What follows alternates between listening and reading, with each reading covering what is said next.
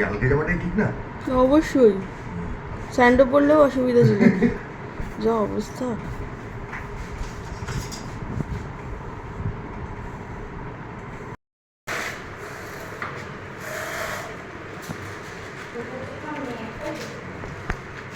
খুব সাবধান।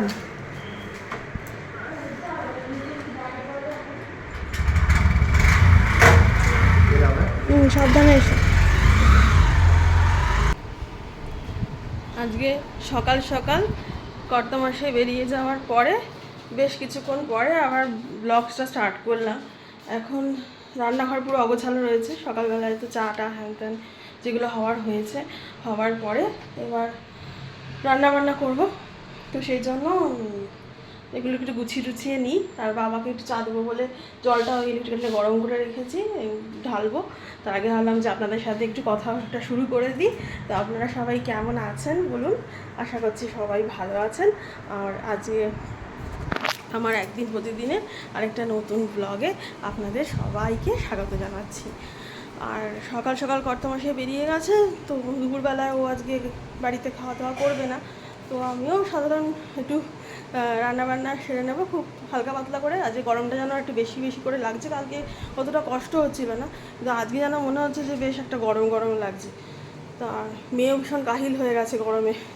ও মানে একদম বিছানায় মানে এমনভাবে রয়েছে যেন মনে হচ্ছে যে মানে ভীষণ কাহিল। তো যাই হোক, আমি এখন কাজকর্মগুলো এক এক করে করতে থাকি। যত তাড়াতাড়ি সারবো তত তাড়াতাড়ি তো রান্নাঘর থেকে মুক্তি পাবো, বেরিয়ে যাব। সবাই বলছে যে বেশিক্ষণ থাকতে হবে না, যেটুকু না করলে নয় সেটুকু করে ছেড়ে দাও। তো সেই করব, মাছের ঝোল আর একটু আমের চাটনি, এই করে আজকে হয়ে যাবে। এটুকুই করব। তো এখন বাবাকে চাটা দিই।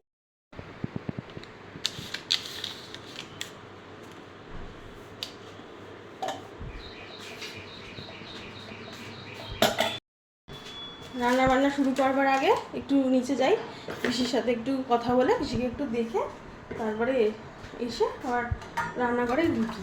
তাই করলাম যে বাবাকে চাটা দিয়ে আসি, দিয়ে এসে তারপরে কি রান্না করছি আপনাদের সাথে একটু করে শেয়ার করছি।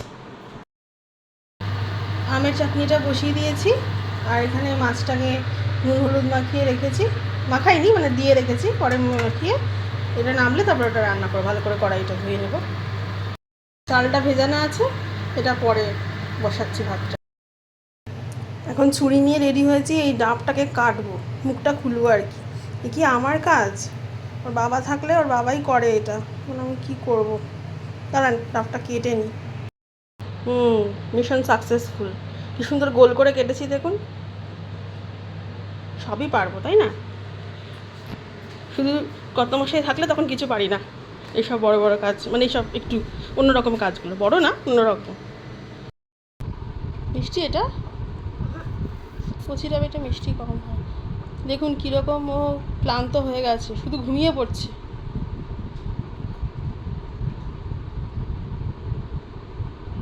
স্নানটা করে ভালো লাগবে। ও খাওয়ার পরে আমি হাত ঢুকিয়ে দেখি যদি একটু শ্বাস পাওয়া যায়। তবে একদম কচি, মানে শ্বাসপাস কিছুই পাওয়া যায় না। আর আগেই না এই ডাব ফাব খেত না। এই কদিন আগে আমরা দীঘা গেছিলাম,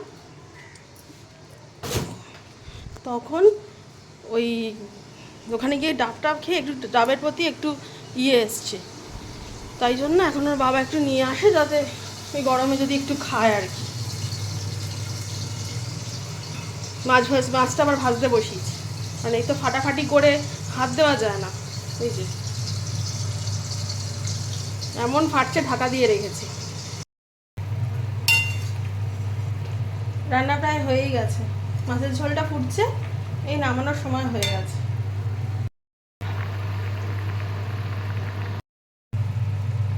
প্রথমে ভাবছিলাম যে একটু সর্ষে দিয়ে করি, তারপরে ওয়েদারের অবস্থা দেখে গেলাম না থাক, পাতলা ঝোলই থাক কালো জিরে দিয়ে, আর দরকার নেই বেশি রিচ করা। এখন ঘরে এসে বসে একটুখানি এই যে জল নিয়ে বসেছি, একটু জল খাচ্ছি আর ফ্যানের হাওয়া খাচ্ছি। এবার স্নান করতে যাব। তো মেয়ে গেছে স্নান করতে, মেয়ে আসুক, তারপরে আমিও যাব। আর ঘর দেখুন একদম পর্দা টর্দা টেনে একদম মানে অন্ধকার অন্ধকার করে রেখেছি। মানে কাছের জানলা তো, এত তাপ আসে ঘরের মধ্যে, আর মানে টেকা যায় না, তাই সব বন্ধ হয়ে গেছি। আর সারাক্ষণ তো আর এসি চালিয়ে থাকা যায় না, কারণ বারবার বেরোই, বারবার ঢুকি, এরম করতে করতে সবসময় আর সারাদিন তো আর এসি চালানো সম্ভব হয় না। এখন যেরকম এসি বন্ধ রয়েছে, তো ফ্যানের হাওয়াই খাচ্ছি। কারণ এবার মেয়ে স্নান করতে গেছে, স্নান করে বেরোবে, এবার এমনি কাশি কাশি একটা ইয়ে হচ্ছে ওর। তারপর যদি সবসময় এরকম ঠান্ডা গরম লাগতে থাকে, তাহলে আরও বেশি করে হবে। তো সেই জন্য এখন একটু ফ্যানের হাওয়াই খেয়ে নিই। আর তারপরে মেয়ে বেরোলে আমিও স্নান টান করবো, করে পুজো টুজো করে নেবো, তারপরে খাওয়া দাওয়া করে নেবো, ব্যাস হয়ে যাবে। আবার শুনলাম চিমনির লোক আসবে, চিমনি ক্লিনিং করতে। তো সে যদি আবার আসে, তাই জন্য একটু তাড়াতাড়ি করে সব কিছু করে নিচ্ছি, কারণ তাকে তো রান্নাঘরটা আবার ফাঁকা করে দিতে হবে। তো সেই জন্য এখনও সময় আছে যদিও, তো তার মধ্যেই খাওয়া দাওয়া সমস্ত কিছু মিটে যাবে। এখন বাবার কোলে উঠেছে, বাবার কোলে। বাবা, তুমি ভিডিও করেছো বাবা? হয়েছ? খুশি হয়েছ? তুমি খেয়েছো তো আজকে? কি খেলে? পেয়ারা? পেয়ারা খেয়েছো? ও আচ্ছা আচ্ছা, পেয়ারা খেয়েছো। পেয়ারাটা ভালো ছিল? মিষ্টি ছিল? পেয়ারাটা মিষ্টি ছিল বাবা? ও, পেয়ারা মিষ্টি ছিল? বলো একটু, পেয়ারাটা মিষ্টি ছিল কিনা? ও বাবা, একটু বলো। সব খাঁচা থেকে বলবে। আর আজকে তুমি বেরিয়ে গেছো না, তারপর থেকে চিৎকার শুরু করেছে। তাই করেছো? তুমি চিৎকার আবার করেছো? দুপুরে আমরা খেতে বসছি, তখনও চিৎকার। বাবাকে দেখতে পাইনি অনেকক্ষণ, তাই তো? শোনা বাবা। আমরা কেউ না, একের সময় এমন করে যেন মনে হয় শোনা বাবা। সবাইকে থাকতে হবে। ও সবাইকে নিয়ে থাকতে ভালোবাসে। ও তো ছোনা বাবা, সবাইকে নিয়ে থাকতে ভালোবাসে। ইলে বাবা রে, ইলে বাবা। ও বাবা।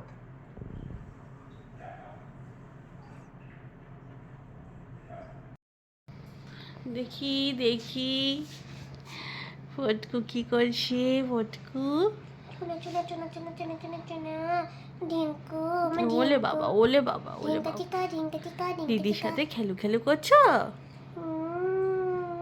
খেলে খুব খেলে খুব খেলে আজকে পড়াশুনো করেই এসব নিয়ে বসলো, টিভি নিয়ে বসলো না। এটা কি কি এটা? এটা আমি একটা জিনিস বানাচ্ছি। এটা আমার ফটু ও, সারাক্ষণই কিছু না কিছু বানাচ্ছে। রাতের খাবারের পার্ট চালু হয়ে গেছে। বাবাকে খাবার দেওয়া হয়ে গেছে, বাবা খাচ্ছে, আর আমরা এখন খাবো। আর এখন মেয়ে দাদুর ঘরে রয়েছে, গিয়ে দাদুর ফোন নিয়ে গেম খেলছে। ওর যে শরীরটা খুব একটা ভালো না, ওর শরীরটা কিরকম একটা দুর্বল দুর্বল মতো রয়েছে, একটুখানি ওর অসুবিধা রয়েছে। তো সেই জন্য আজকে একটু সন্ধ্যেবেলায় পড়তে বসেছিল, পড়লো, পড়ে টড়ে তারপরে কি ক্রাফট একটু করলো, করে দাদুর ঘরে গিয়ে একটুখানি গেম খেলছে। তো এখন আমিও খাবার নেবো। বর্তমাশাই ছাদে গেছিলো, ছাদ থেকে ওর কাজ বাজ করে এসেছে। তো একবার জিজ্ঞাসা করে আসি যে এখন খাবার দেবো না একটু পরে খাবে। গরম থেকে এসেই তো খাওয়া যায় না। কি গো, খাবার আনবো? হ্যাঁ, তাকে আর দেখাতে পাচ্ছি না, গরমে আমাদের বাড়িতে সবাই এমন অবস্থা যে এভাবে আর কেউ ক্যামেরার সামনে আসছে না।